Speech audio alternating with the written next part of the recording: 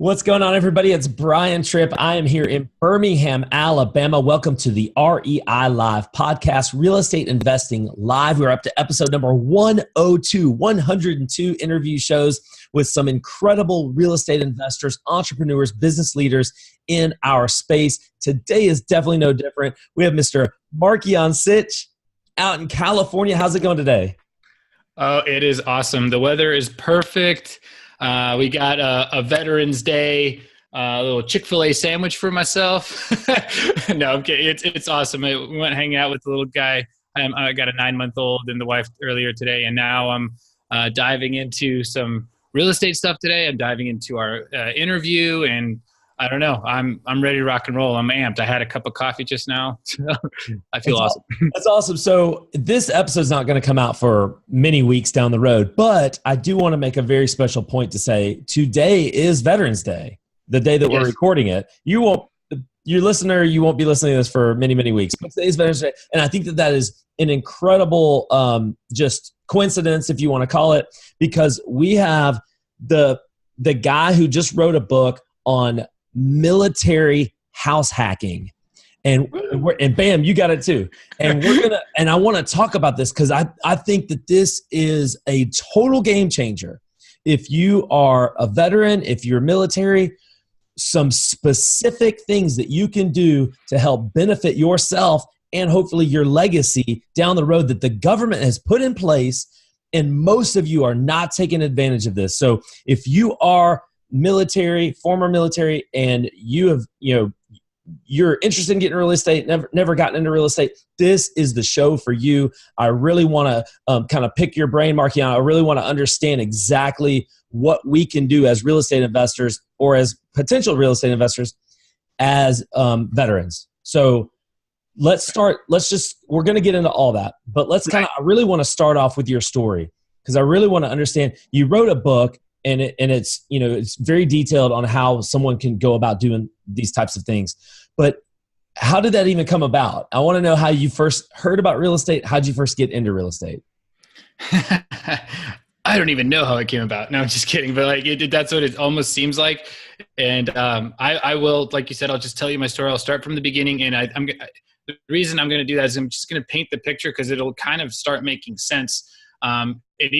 And I love telling my story because it kind of hones me back. It's almost like doing like this, this incantation, this meditation thing like Rod Khleif was talking about, because it just like focuses me. So I'll tell you guys, so I'm a third generation immigrant from Ukraine, which what that means is that my grandparents, they moved to the United States, post-World War II, religious oppression, what have you. They're all of Ukrainian descent.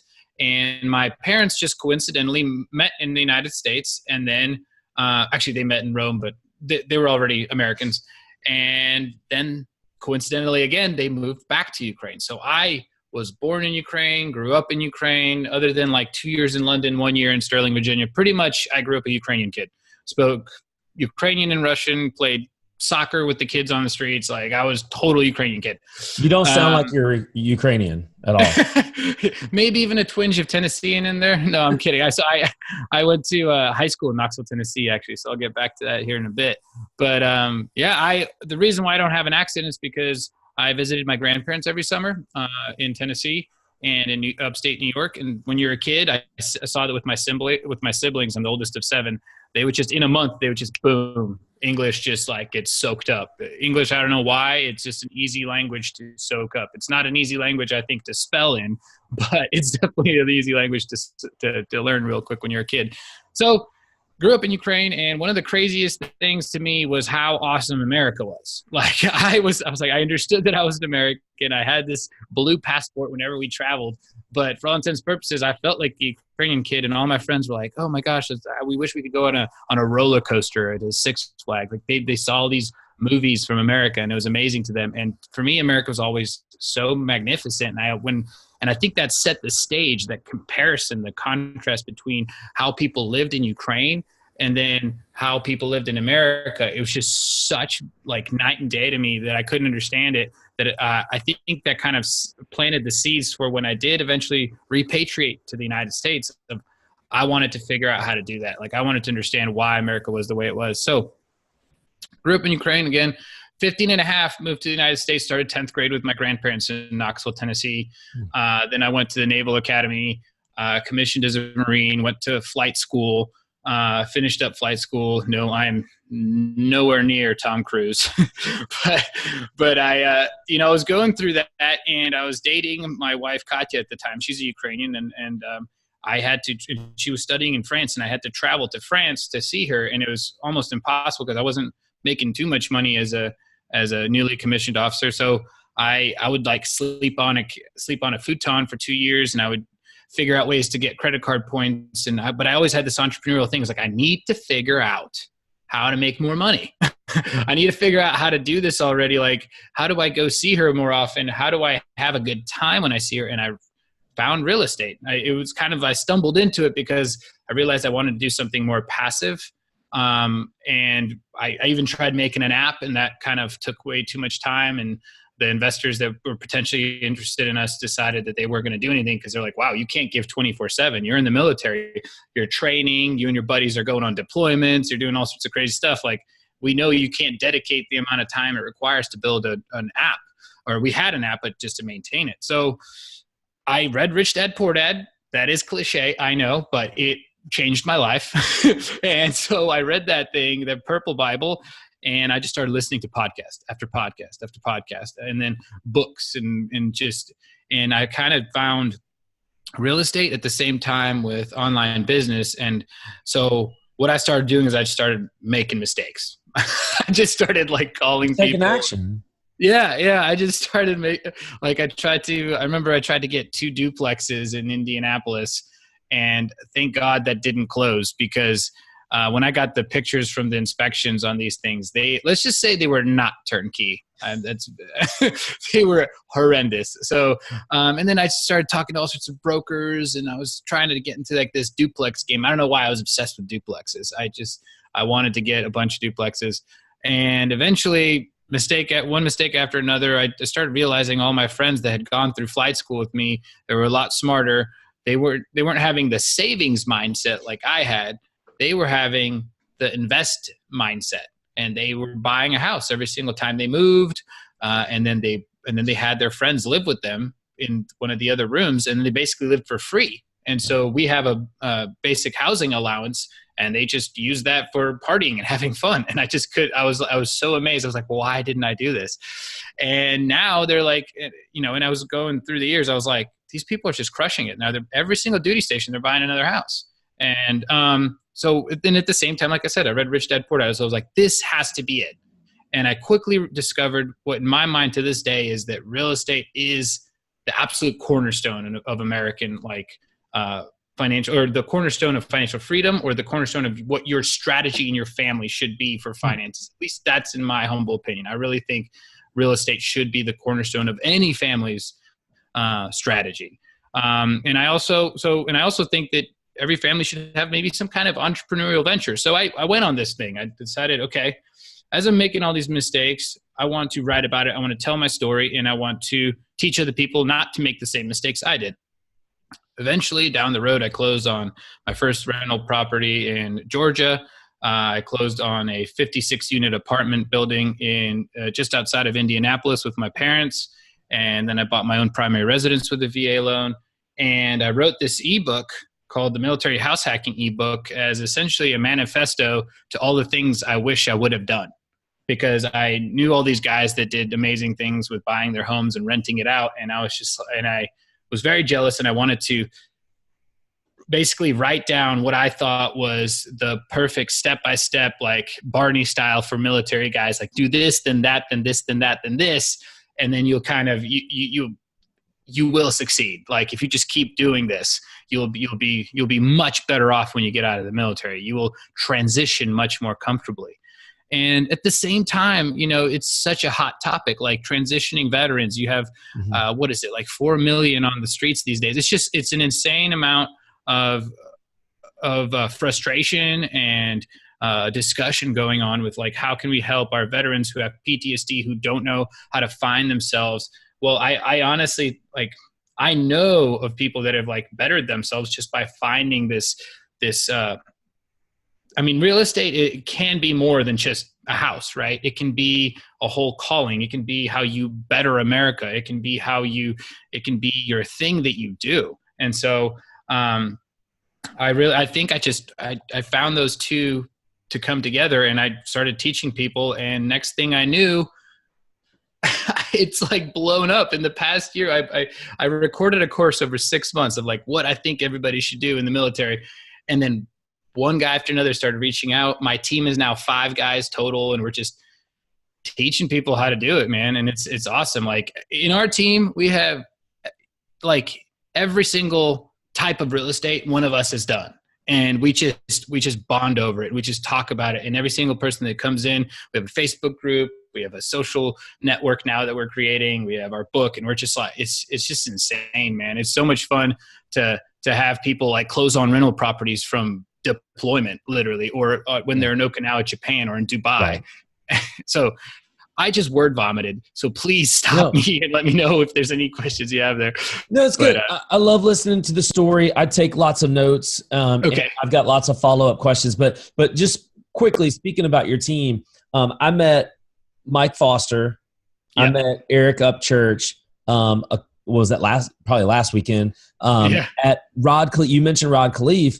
I went to his boot camp, his multifamily boot camp, a week or so ago, and met you guys, and that's how you're on the show today. And I told you this to your face. I think that what you have is a brilliant idea because it's so needed. It's so everything that you've done. There's such a huge need for what you have accomplished so far. But I want to go back and I want to touch on a couple of points in your story because I want a little bit of clarification. First of all, what year was this? What year did you find real estate? So I read Rich Dad Poor Dad. I think it was probably middle of 2015. Okay. So you're relatively new to real estate. Oh yeah. Okay. I am not a seasoned real estate veteran by any means. but also you said you got a rental in Georgia, 56 unit apartment complex in Indianapolis. You're still holding that today? Yes, I am. Yes, I want to talk about that. And then you bought your primary residence with a VA loan. So let's just talk about you were trying to figure out what was going on. You're trying to figure out a way to make a little bit more money. And where'd real estate come from? Like how did you first hear about it? You read the book and it kind of turned you onto it? Yeah. So and this is where, so some of our students, we have them write their financial freedom journey post in our private group because I hate that I can't remember all the details of my journey. And so that's kind of how it's a chronological ledger of where they started, what was the first questions, what we talked about. And so that a year from now, you can have that positive mental feedback loop and see your success so that you will never stop pushing forwards. And so for me, I miss a lot of that. I don't have all the details, but what I do know is I just remember driving in a car and listening to Rich Dad, Poor Dad. And I think that the first thing I read before that was Tim Ferriss's 4-Hour Work Week. And that got me obsessed with the idea of just making passive streams of income, of just having more than my paycheck. And I don't know, I got obsessed with that concept. And so somehow I just started researching passive because I was constantly active duty, hence the whole name of our website, active duty passive income. I was like, and I understand that passive income is kind of a misnomer. And I really, I want to make sure people don't fall into that trap thinking that this is like, you don't do anything. You just kind of, money just falls out of the sky. Totally. But I think somehow that connection happened when I heard, Robert Kiyosaki's audiobook in my car driving. I think I was driving from Pensacola, Florida to North Carolina to learn how to fly the big Super Stallion helicopter of mine. And I was like, I think that's when I remember just like freaking out. I literally had like a freak out moment. I was like, aha, this is what I need to do. And so, yeah, I just, when I couldn't build apps and really spend 24/7 to grow them. I love tech. I was a computer science IT guy, but when I realized I couldn't do that while I was in the military, I needed to do something where I could do nights and weekends, set it up, and it's not going to fall apart on me overnight. So that's what I needed, I guess. That's a long answer, but how long from the time you read Rich Dad Poor Dad until I know you said you were looking at some duplexes and it didn't work out, but it sounds to me like the first property you purchased was in Georgia. That was your first rental? That was your first property? Yeah. How long was that? That was September of 2017, so only over a year ago. Okay, so tell us about that deal. That's the first time you attempted to take some action. Inspections didn't work out, so you passed. Probably a good job on that. Right. And then you actually pulled the trigger and bought the rental in Georgia. Tell us how you found it, because you don't live in Georgia. Tell us how you found it, and tell us how you funded it. How did you buy it? Okay. Oh, wow. There's a lot of moving parts here. So I need to step back a little bit just so it makes a little bit of sense. After making tons of mistakes and looking for things in Indiana and Ohio, and I remember we tried to buy a parcel of like 10 duplexes in Cleveland. Hold on. Let me stop you. Why were you looking in all these different places, and who's we? Okay. I see what you're getting at. Okay. I was looking for specifically low prices, high rent. Got it. That was my thing. I wanted cash flow because I wanted to retire early. For me, the meaning of retirement changed. I was constantly putting money away into my Roth IRA, and I thought I was doing better than anybody I knew. I was like, I'm maxing this puppy out for the last 5 years. I was like, I'm definitely going to be successful, And I realized, like, I don't care if I have $1 to $2 million when I'm 65. I want $10,000 every month.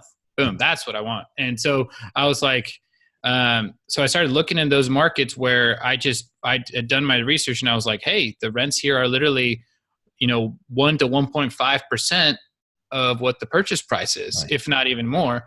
And that's where I started. I just wanted to max out the cash flow potential. And is we just you and your wife?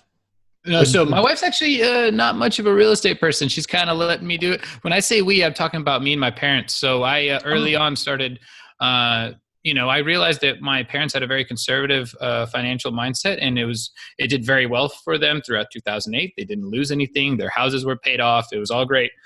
And they were landlords while living in Ukraine, because they had 2 houses that they owned in the United States, but that was never their thing.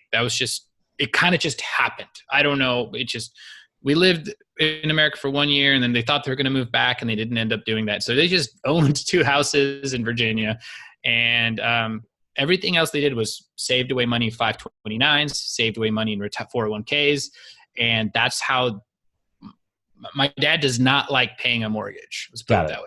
Does not believe in that. And so, I realized, I was like, because everybody's like, OPM, use other people's money, find hard money lenders, or find people to partner with. And I was like, I know partnering with family, everybody says, is not the best thing.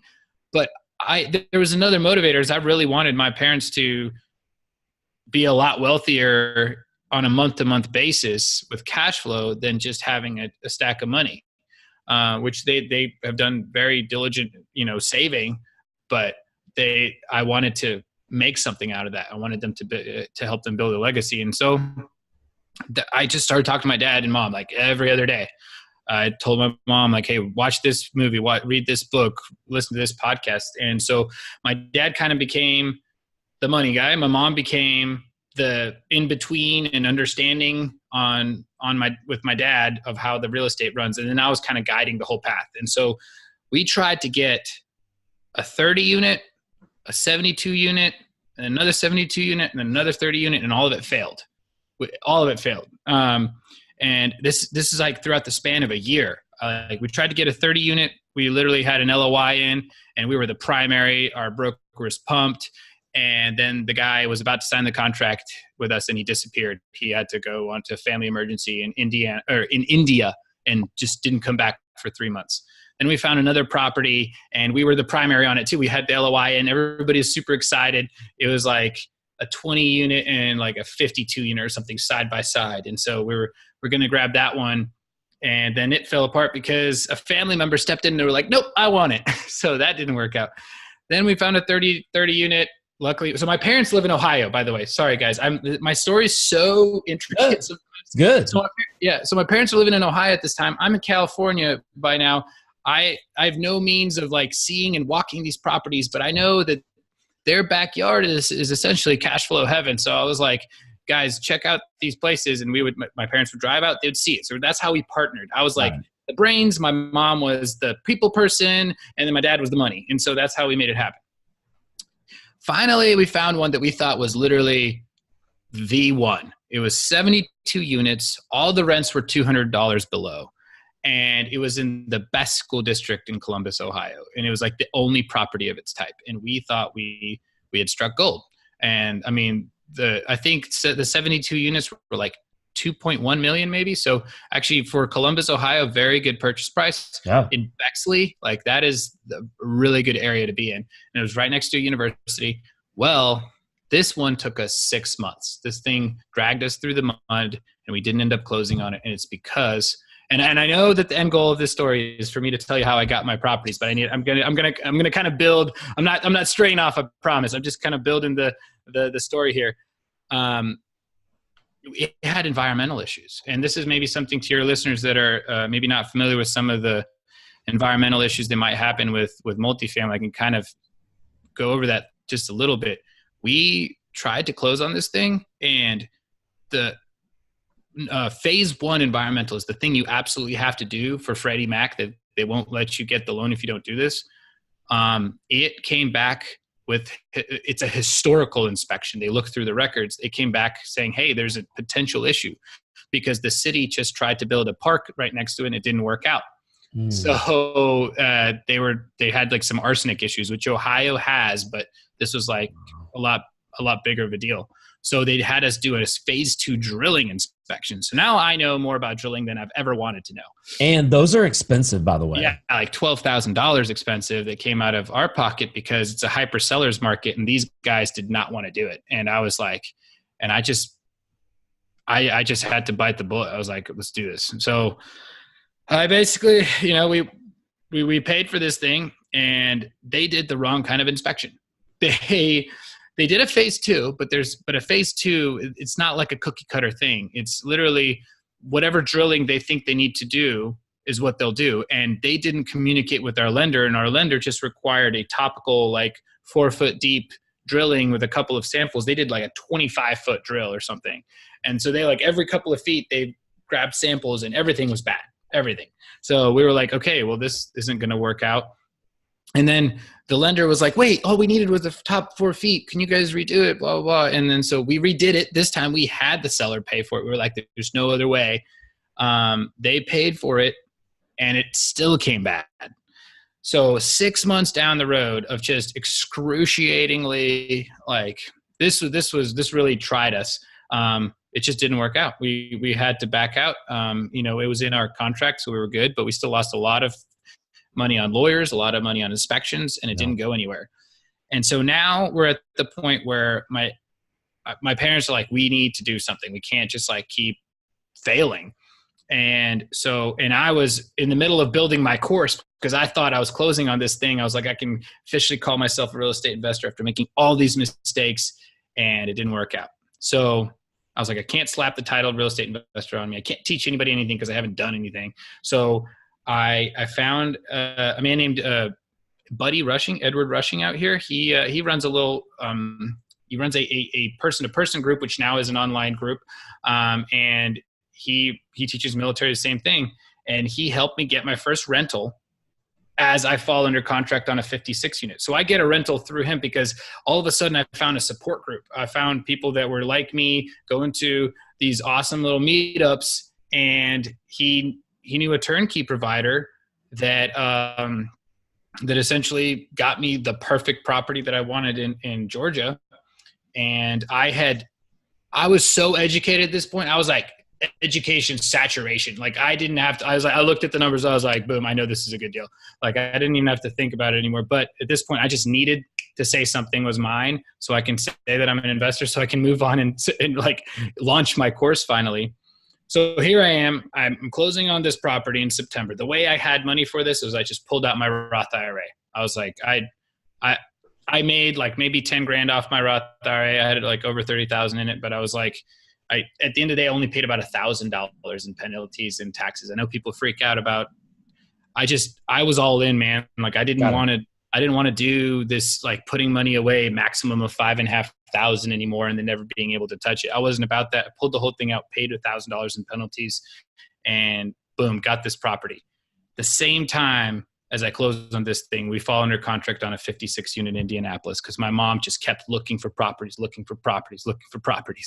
And she found this thing that was like at I believe like a 9.2 cap. And that's just because it's right outside of Indianapolis. So it actually kind of makes sense.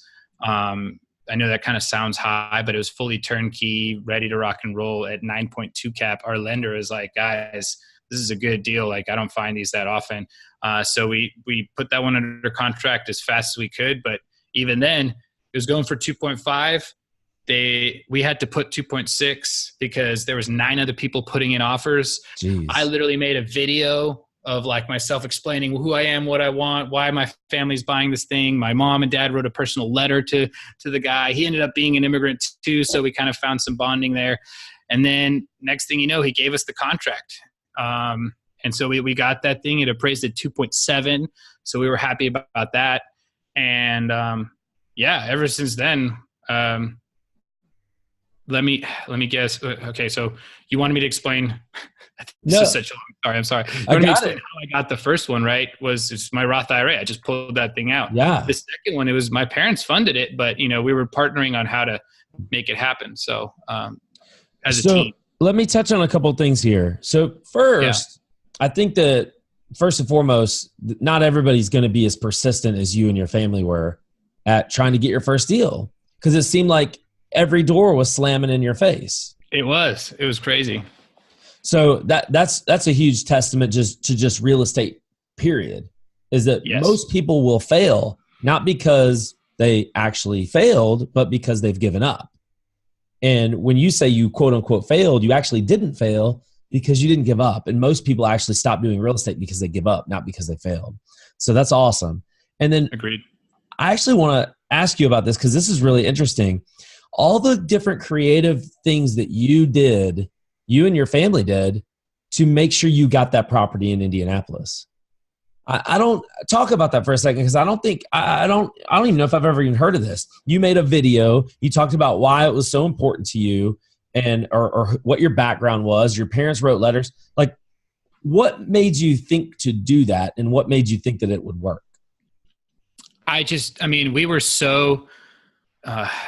We were so downtrodden, distraught, whatever the right word is. Like after that last property of 6 months under contract with the absolute worst sellers on the planet Earth, they were just terrible to us. I just couldn't take it anymore. I was like, we absolutely have to get a property. I was like, because imagine, here I am.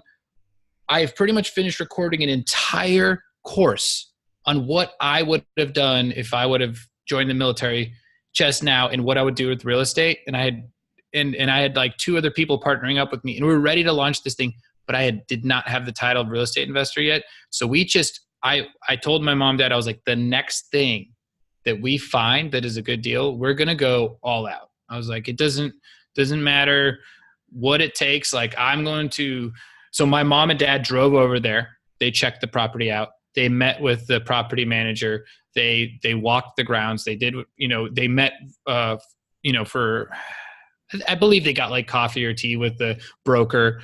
I called the broker constantly. Like when the second time I talked to him, I'll never forget this. He's like, dude, good on you for just calling me back. He's like, honestly, a lot of guys he's like, the biggest thing for us brokers is communication. And when I see that you're calling me back every now and then, and you're like making an effort and you're explaining to me why you want this and you're giving me your personal story, he's like, I feel like we have a connection. So thank you for that. And I was stunned because I was like, wait, doesn't everybody do this? I was like, no.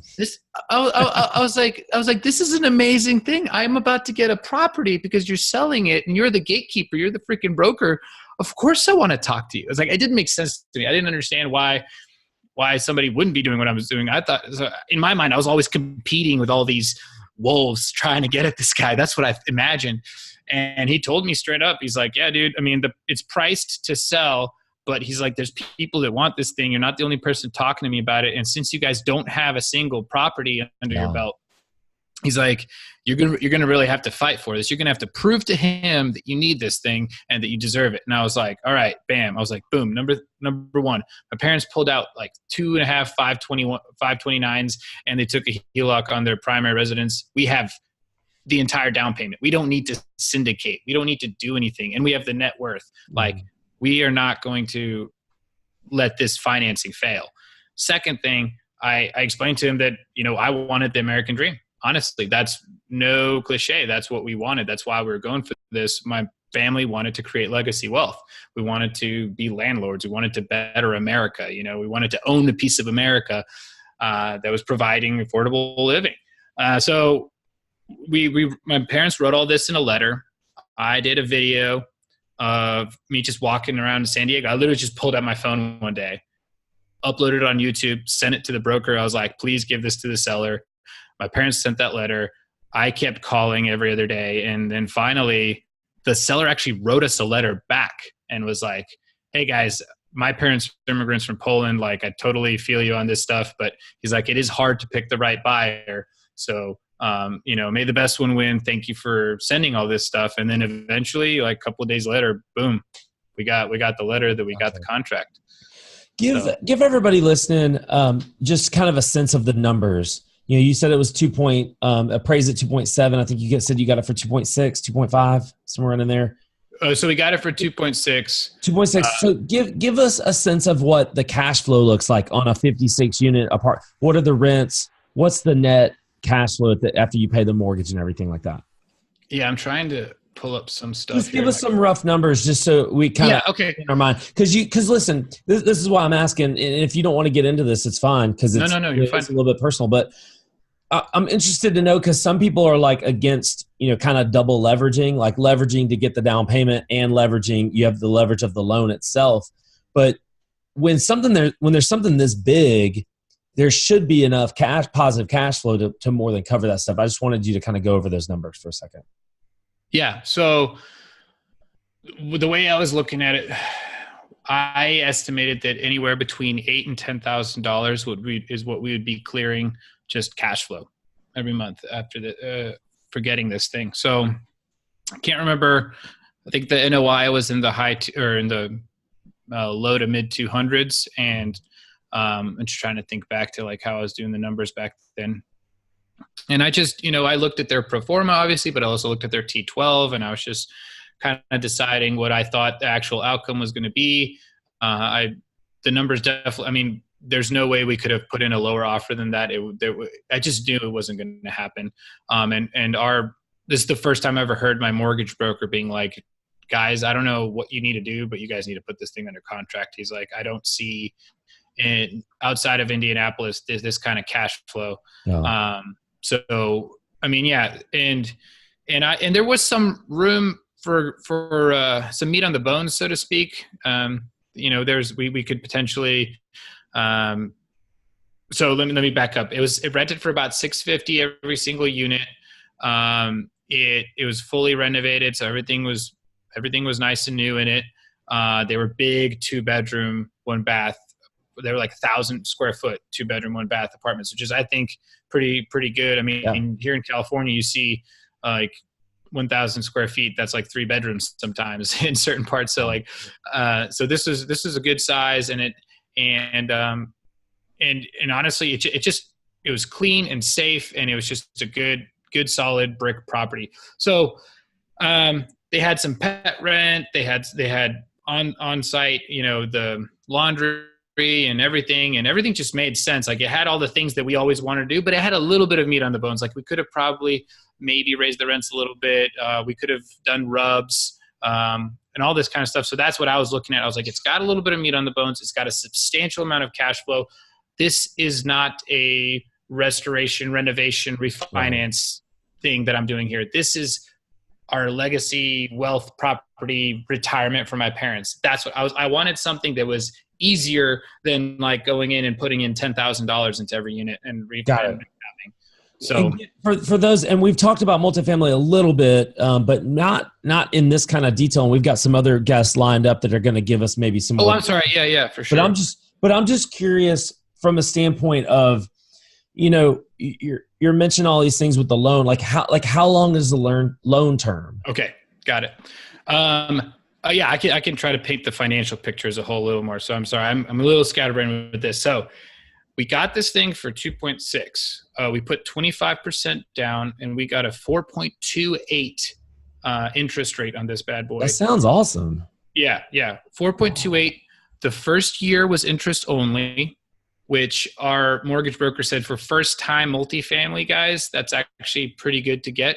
With a Freddie Mac small balance loan, SBL, that's not uncommon. But since we were first-timers, that thing can do up to 3 years of interest only. And guys, interest only, all that means is literally what it sounds like is, your principal and interest is what you pay the bank. Well, imagine just cutting out the principal. So for multifamily, that makes plenty of sense because you really don't think too much about how much you're putting principal. All you really care about is what's the value of the property, how you're running it, and what's the cash flow, right? So I wanted to make sure this first year, as we were kind of like learning the property, that we had a little bit of wiggle room. So it was interest only for 10 years was the term, but it's amortized for 30 years, non-recourse Freddie Mac loan. So a fantastic agency loan right there. I mean, it was really a perfect setup. So just to give everybody listening just a little bit more perspective. So it's interest only for 10 years?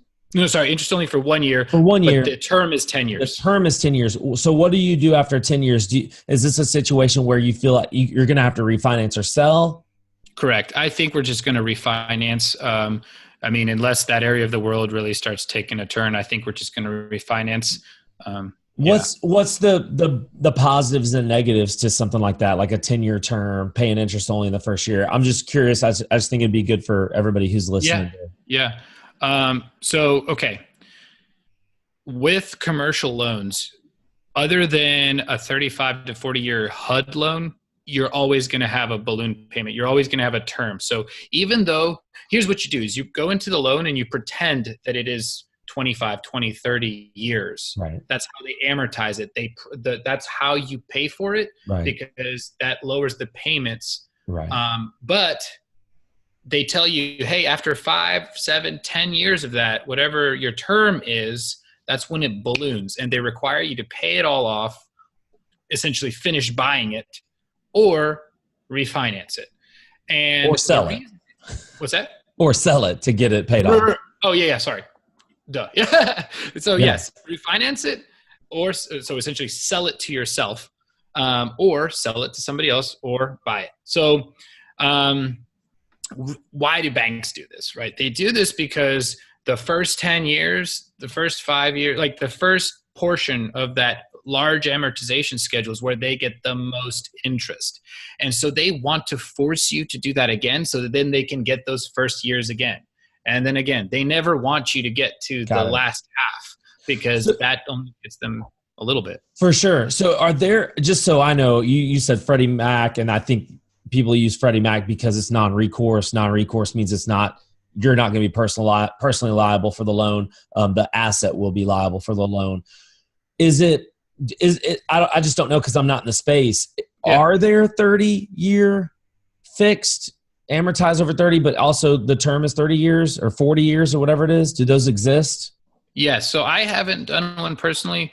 I have heard multiple times that you can get a HUD loan that is 35 or 40 years and it's fixed.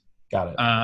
The term is the same as the amortization. So guys, when you buy a rental property or a home and it's like 15 or 30 years, there's no balloon. You just pay that thing off, and when you do, it's yours. So that's kind of like, so what people do a lot of times, unless they really want to scale up fast, if they want to just build wealth over time and they want it to be more passive, is they get either a bridge loan, which is just a very temporary loan for refinance for rehabs, or they get like what we did, an agency loan for 5-10 years.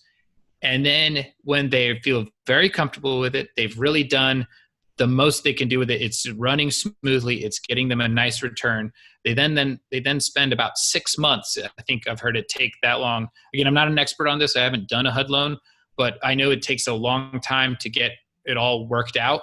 But once you get that HUD loan, it is now fixed, and like the term is the same length or the same life as the amortization. It is now 35 or 40 years. So your payments are really low. You're actually paying it off for that whole time. It's never going to balloon, and you could just hold it for forever until it finally pays itself off. And then you have like a multi-million-dollar apartment complex that's completely paid off for your kids, right? So that's kind of the idea, is you do whatever loan you need to do to get it financially where you want it, where you're comfortable with it, and then you refinance into like a nice long-term HUD loan. So we got about 10 minutes left. Markian, I want you to talk about active duty passive income. And obviously we're going to tie in the book here in a second as well. But active duty passive income is your website. It is your community. Talk about that for a second. Yeah. So active duty passive income is this website that I started while I was making all these mistakes. I had that tumultuous period of time where I just wanted to close on a property, but I also wanted to teach everybody what I was doing. So I blended the two sides of my brain, that I wanted passive income, but I was still active duty, and I made it one thing. And I started just writing, and I just started making videos, and then I started making a course. And now we have a full-blown military real estate investing academy on there. We have we have a social network that we're creating.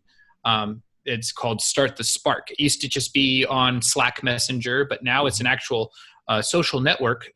Side note, if anybody wants to create their own social network and be their own Mark Zuckerberg, go to Mighty Networks. Shameless plug. This is just, I'm not affiliated with them, but it's the next thing, guys.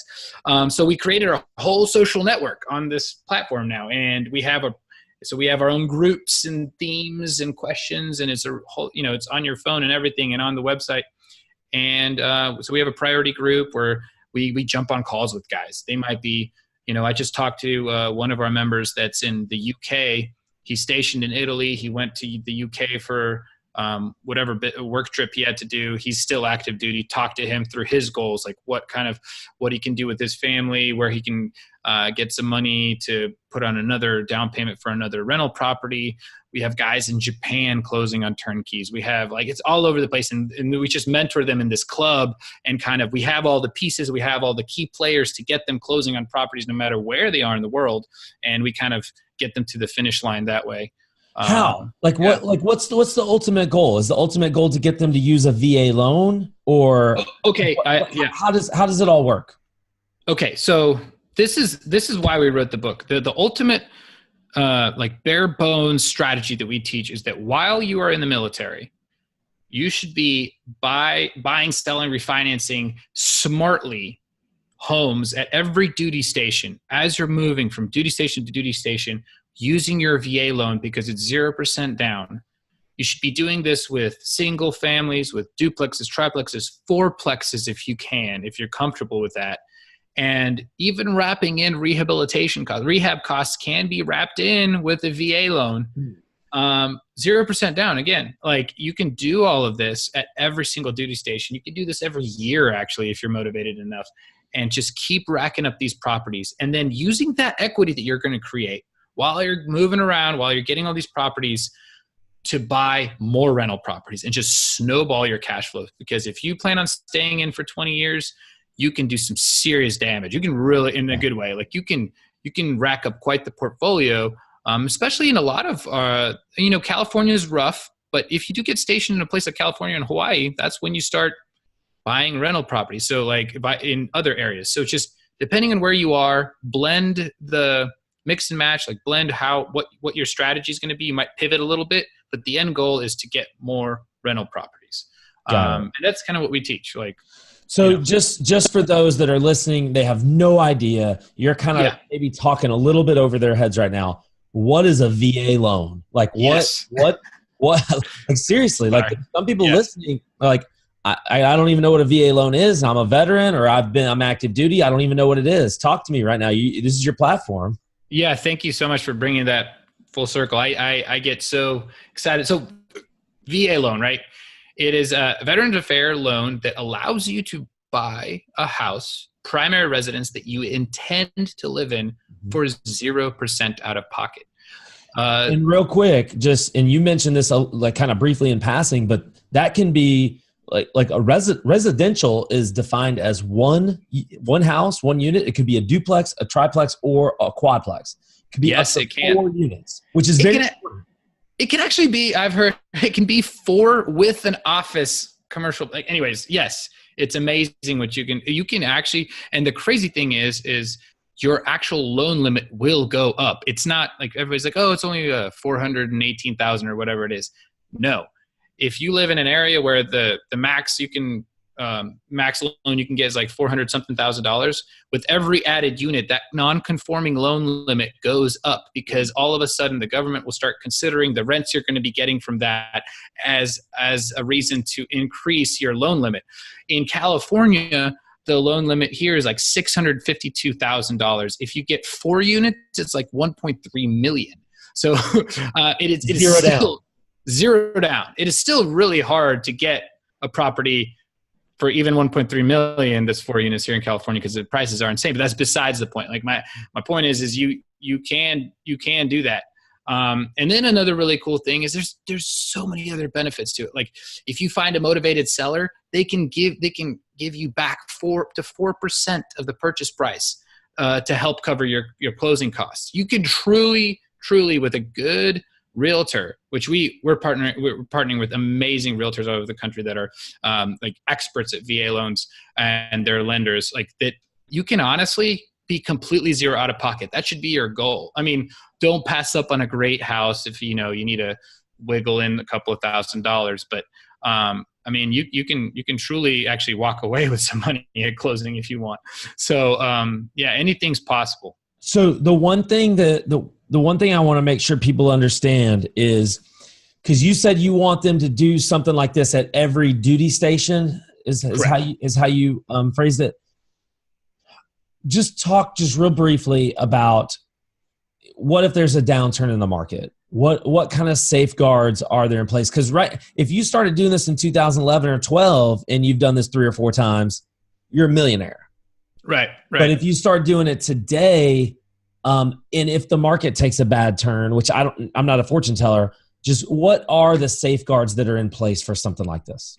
So there's a chapter in our book called Never Sell. Yeah, I didn't read the book. It's my fault. I just no. I'm not. That's not my point. I just wanted to bring that up because that is one of the last. Personally, it was a.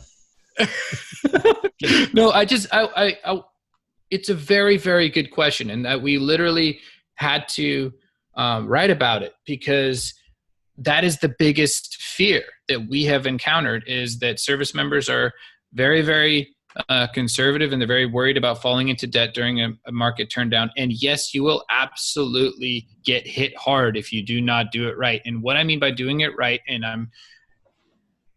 I know you know this very well, is it's the cash flow analysis. You have to, when you're getting into a property, whether it's a primary residence or not, you have to see if the numbers make sense.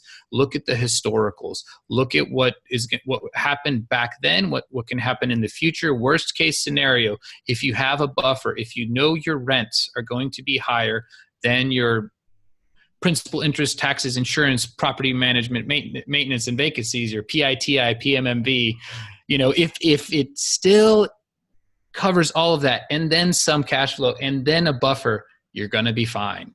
And if it dips down a little bit, it's just hold on. It's not going to, if you have that buffer, I can almost guarantee it's not going to kill you. You just have to hold on, because if you sell at a loss, that will kill you. Just hold on. The market historically, since the Great Depression, has been going up at, on average, people argue between 3 and 5%, but it constantly, sinusoidally, keeps going up. And the world is not getting any bigger. Real estate isn't going anywhere. As long as you buy in a place that has progress, has jobs, you should be fine. Oh, and by the way, here's the coolest thing, is when a market turn down does happen, guess what happens to all the people that got their homes foreclosed on, lost their homes, lost their jobs? They need an affordable place to live. And all of a sudden, if you live in a place where there are jobs, there's going to be a rental influx, and people will need to live at your place, and you might even be able to increase your rents. So it sounds to me like you're saying that you're saying don't sell, because the only time, it's almost like the stock market. The only time you actually lose in the stock market is when you sell. Right. Like if it goes down, that doesn't mean you've lost yet. Right. So you're saying don't sell. So if you don't sell, that means you have to be looking at cash flow numbers, period. Absolutely. That to buy and hold and don't sell, that together should be married, and you should be really good at running numbers. I like your answer. I thought I was going to really stump you there. You had a really good answer. Markian, thank you so much for coming on the show. Tell people how they can get a hold of you and how they can join your group and your infrastructure. If they're even if they're veterans, it says active duty, but even if they're veterans. Oh, yes. Sorry. So the only reason it's called active duty is because if an active duty guy can do it, a retired veteran, family members, anybody can do it. And it's also a play on words, right? Active duty, passive income. So you guys can get a hold of me by going to our website, activedutypassiveincome.com. Just Google it or type it in. Militaryrealestateinvesting.com goes straight to our Facebook group. It's a private Facebook group, but it's open to anybody. Just request and we'll let you in. You guys can find us on Instagram if you look for Active Duty Passive Income. We have a Facebook page. We have our own social network. So if you go to startthespark.activedutypassiveincome.com, request entry there, and we'll let you into our private social network. And you are more than welcome to just email me, guys, Markian, Markian at activedutypassiveincome.com. And I would love to jump on a call with anybody and tell them, how we can help them. And get the book. The book is on Amazon. We're going to link it up. Make sure you get the book. It's cheap. It's super cheap. I don't want to tell you how much it is. I got it for like a couple bucks. I think it might be a little bit more than that now. But go get this book. You can actually download the ebook version for cheap as well. We're going to have it. Yeah, we're going to have it free on our website here in a little bit. Also, if you guys just text house hacking to 345-345, you will get the link. There you go. Is it up? It's ready to go? Yeah. You guys can text it now. House hacking to 345-345. I love it. All right, we're going to put all that in the show notes. Guys, you can go get it free. Don't go to Amazon. We won't link up to Amazon. No. So that'll get them the Amazon link, but I will email them the free book too. That's just if they want the hard copy, right? So. Oh, I got you. If you want the hard copy, definitely go to Amazon. If you want the PDF version, you can get it by texting. We'll put it all in the show notes. Anything else you'd like to add before we go, Markian? No, I just want to make sure people are very comfortable with reaching out to me. I will help out and talk to anybody that wants to. And I really, really wanted to say thank you for interviewing me on Veterans Day. This has been amazing. I know. It's such a treat. And I want to thank you. And I want to thank, obviously, everybody who is serving, ever served. I've got a lot of military in my family, and it's a really big deal. We're very appreciative of you and what you're doing. Like I'm so pumped at what you're doing. It's so incredible. I've had people reach out to me. Hey, how can I get the book? I'm like, it's not my book. Here's I'm going to interview the guy, and I don't know. You just connect with him. I don't know. Awesome. We really do appreciate you, man. We appreciate what you're doing. And guys, we love you, and we want you to hit that subscribe button because we do love you so much, and we're giving you such great, incredible content every single week. Some great interviews, just like the one we had today with Markian. We love you so much. We'll see you next time.